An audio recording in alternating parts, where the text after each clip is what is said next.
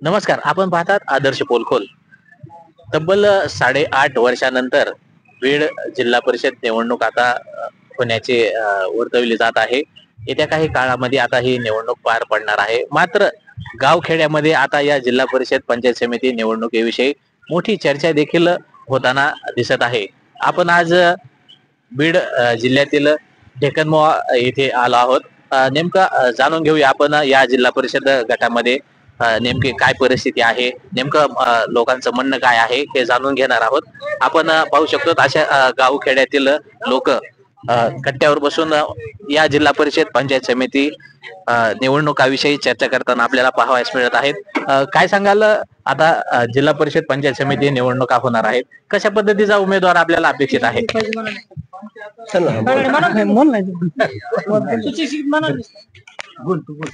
काय सांगाल?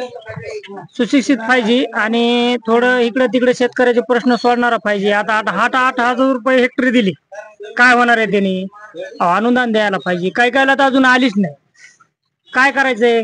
पहिले निवडून दिले ते काचावर केलेच नाही त्यांनी, गेले तसे सण निघून. आता दुसरा तरी चांगला पाहिजे शेतकऱ्याच्या, कारण की जाणून घेणारा, दुःखात त्यात सामील होणारा असा उमेदवार पाहिजे आम्हाला. आता तब्बल 8.5 वर्षांनी हे निवडणुका होणार आहेत. कशा पद्धतीने म्हणजे गावात वातावरण आहे, कोणता उमेदवार अपेक्षित आहे किंवा कसा उमेदवार अपेक्षित आहे आपल्याला? काम करणारा पाहिजे, गावावर लक्ष देणारा पाहिजे, प्रत्येक गावाला जर भेट देणारा पाहिजे. काय सुख आहे दुःख आहे त्यांचे, असे उमेदवार आहेत काही काही की 5-5 वर्ष येत पण नाहीत इकडे. भरपूर आता इथून मागे गेलेले उमेदवार भेट देत नाहीत, काही नाही, सुखदुःखात सामील होत नाहीत. असे पाहिजे, सुखदुःखात सामील होणारे.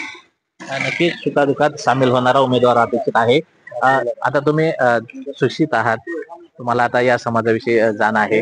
कशा पद्धतीने उमेदवार तुम्हाला अपेक्षित आहे? पंचायत समितीची स्थापना 1961 मध्ये झाली, कलम 56 नुसार. आणि त्याच्यात कलम 108 असा आहे की त्याच्यानुसार तुम्ही सदस्याला काय काम करायचे, तुमच्या शेतीची सुधारणा असेल, गावगाड्यांचा रस्ता जोडायचा असेल, त्याची दुरुस्ती असेल, किंवा पशुधनाचा मुद्दा असेल, त्याचा विकास असेल, हे उमेदवाराला मुद्दे त्यांना माहितीत का हो त्यांची कामं? म्हणजे मी समजा मला अपेक्षित असा उमेदवार आहे की तुम्ही उमेदवार आहेत तर तुमचे काम तुम्हाला माहित पाहिजेत, आणि ते माहितच असणं गरजेचं नाही. तुम्ही प्रत्यक्ष ते अंमलबजावणी त्याची केली पाहिजे, ते प्रत्यक्ष काम अस्तित्वात आणले पाहिजे, तर जनहिताचं काहीतरी आहे.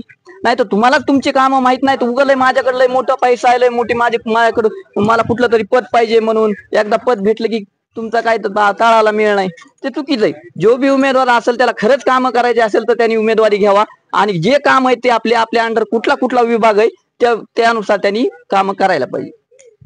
कशा पद्धतीने उमेदवार अपेक्षित आहे आपल्याला? शेतकऱ्याचे प्रश्न सोडवणारा उमेदवार सध्या आवश्यकता आहे, गरजेचं आहे सध्या. शेतकऱ्याच्या प्रश्नाबरोबर इतर प्रश्न देखील महत्वाचे आहेत, त्याविषयी काय सांगाल?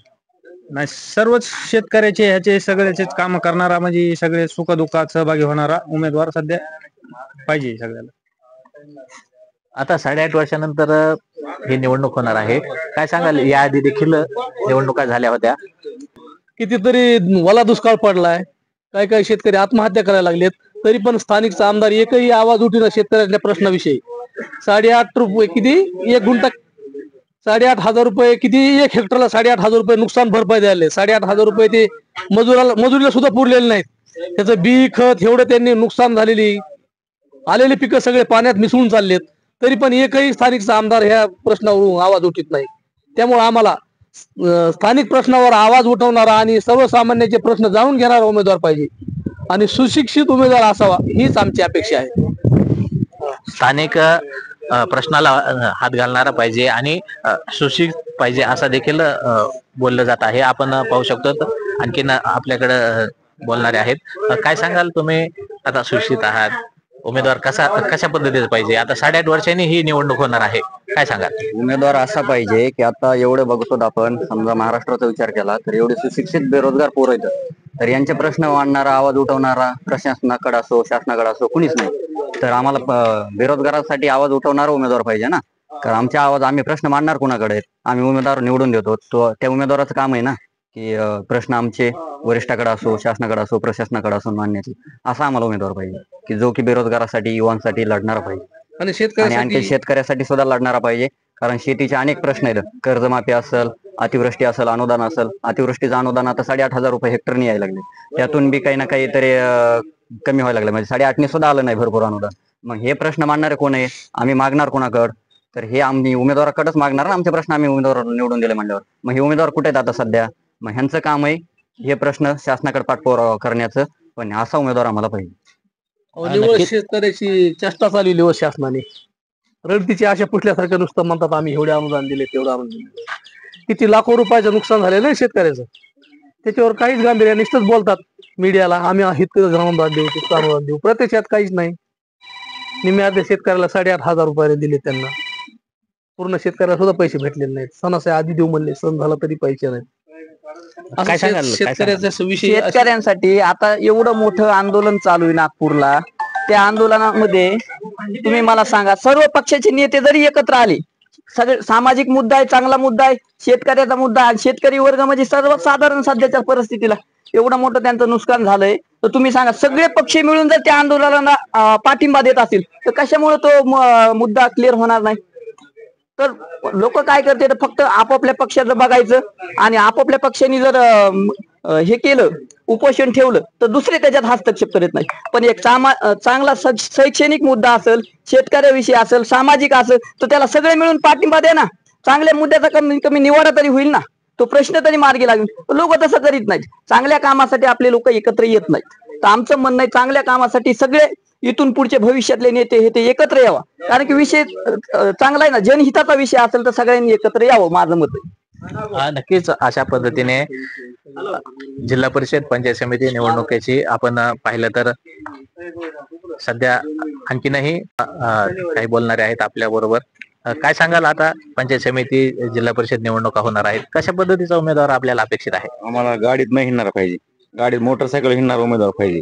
कारण समजायचं काय म्हणणं आहे, काचात नाही हिंडणार. कारण समजायला माहिती 10 वर्ष झालं उमेदवार देतो आम्ही, तो काच इथं उभं गाडी उभा करीत नाही, नीट निघून जातो खाली.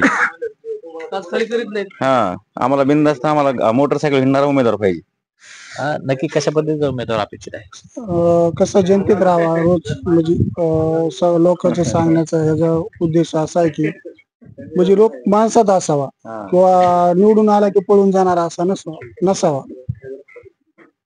नक्कीच हा उमेदवार जनतेतला असावा आणि सर्वसामान्याच्या कामाला येणारा उमेदवार अपेक्षित आहे.